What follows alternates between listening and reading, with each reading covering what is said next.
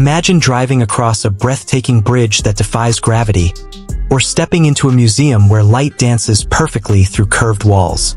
Someone dreamed that, and someone else made sure it wouldn't collapse the first time a storm hits. That someone is never just one person.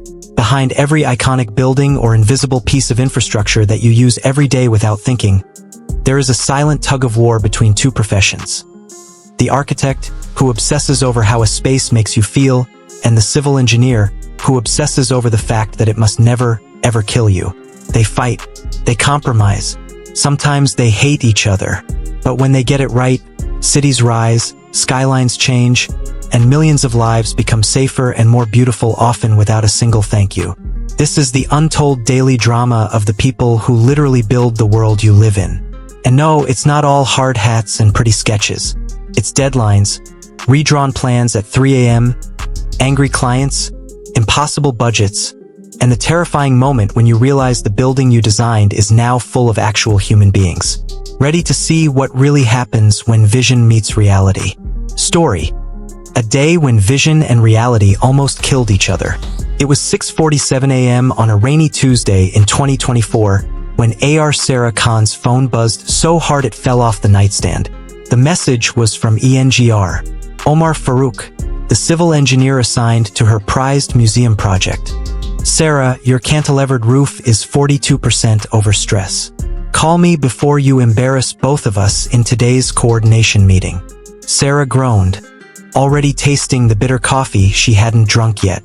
She had spent 3 months convincing the client that a 28-meter floating roof garden, no visible columns, was the poetic gesture the new National History Museum deserved.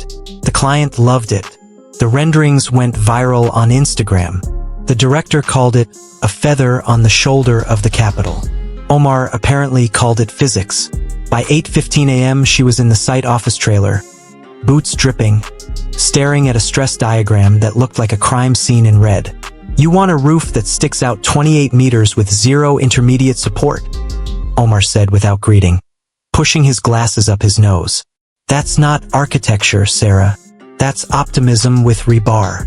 Sarah smiled the way architects do when they're about to ruin an engineer's week. "It's post-tensioned concrete with carbon fiber tendons and a steel Dyugrid exoskeleton. I ran the numbers with my structural consultant in Singapore. Your consultant in Singapore doesn't have to sign the Form D here when this thing pancakes," Omar shot back. "I do." Silence. Rain hammered the tin roof like it wanted to win the argument. This was their third project together. First was a school where Sarah wanted curved walls and Omar made her straighten half of them. Second was a boutique hotel where they actually got along until the pool on the 14th floor leaked into the art gallery on the 13th and they both screamed for 4 hours. They had a rhythm now. She dreamed, he destroyed. They met somewhere in the middle and called it collaboration. Today, the middle felt very far away. At 10 a.m., the client team arrived with the director, the board chair, 2 government secretaries, and a TikTok influencer who was apparently now part of stakeholder consultation. Everyone wanted to see the famous floating roof in VR.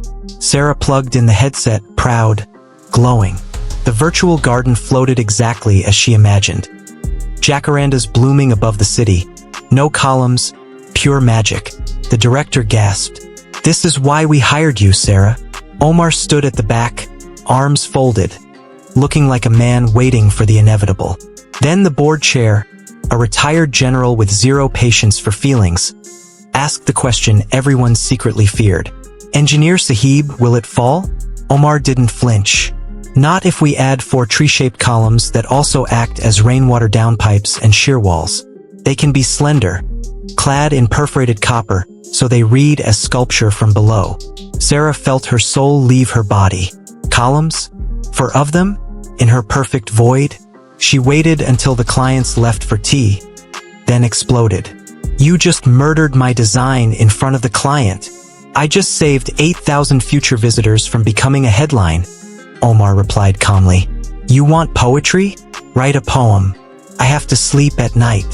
For the next 6 hours they redrew, argued, deleted, argued again. Sarah slashed the cantilever to 21 meters.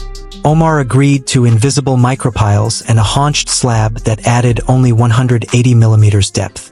Sarah Haight added the 4 tree columns but wrapped them in mirrored stainless steel, so they disappeared at certain angles. Omar Haight allowed a secondary steel truss hidden inside the roof garden planters. By 7 p.m., the trailer smelled of cold pizza and desperation. The new model looked different. Less pure, maybe, but undeniably better. Sarah leaned back, exhausted. You know what the worst part is? What? I actually love the trees now. They look like the building they grew in. Omar allowed himself half a smile, a rare event, like spotting a comet. And your roof is now only 11% over stress. I can sign it with a clear conscience. They stepped outside. Site floodlights illuminated the half-built museum skeleton. Steel beams rose into the night like ribs waiting for skin. Sarah nudged him. One day, when this is done and people are walking under that roof drinking overpriced coffee, they'll think the architect is a genius. They always do, Omar said, kicking mud off his boots. And when the earthquake comes and nothing happens, they'll never know the engineer existed. That's unfair. That's the job. A week later, the revised drawings were approved. The tree columns became the signature element that every critic mentioned. Reviews called it a masterful dialogue between levity and strength. Nobody ever mentioned the 42% stress diagram that started the fight. 16 months after that rainy Tuesday, the museum opened. Sarah wore a midnight blue dress and gave a speech about light as structure. Omar stood at the back in a slightly too tight suit his wife forced him into, clapping politely. Later, on the rooftop garden under real jacarandas they had managed to plant, Sarah found him staring at the city lights. She handed him a glass of champagne, the cheap kind the client provided. To murderous compromises, she toasted. Do not kill anyone, he replied. They clinked plastic cups.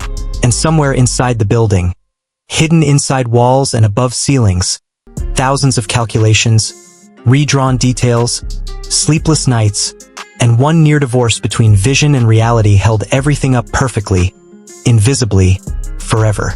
That is what it really looks like when an architect and a civil engineer decide to work together instead of letting the building fall on principle. Most days are not this dramatic. Most days there are traffic jams at the site, arguing about rebar spacing, changing toilet layouts because the plumber is stubborn, and endless WhatsApp voice notes at 11 p.m. But every once in a while, on a rainy Tuesday that starts with a text message and ends with trees disguised as columns, two people who speak completely different languages manage to build something neither of them could have done alone. And that, more than any rendering or stress diagram, is the real story of how the world gets built.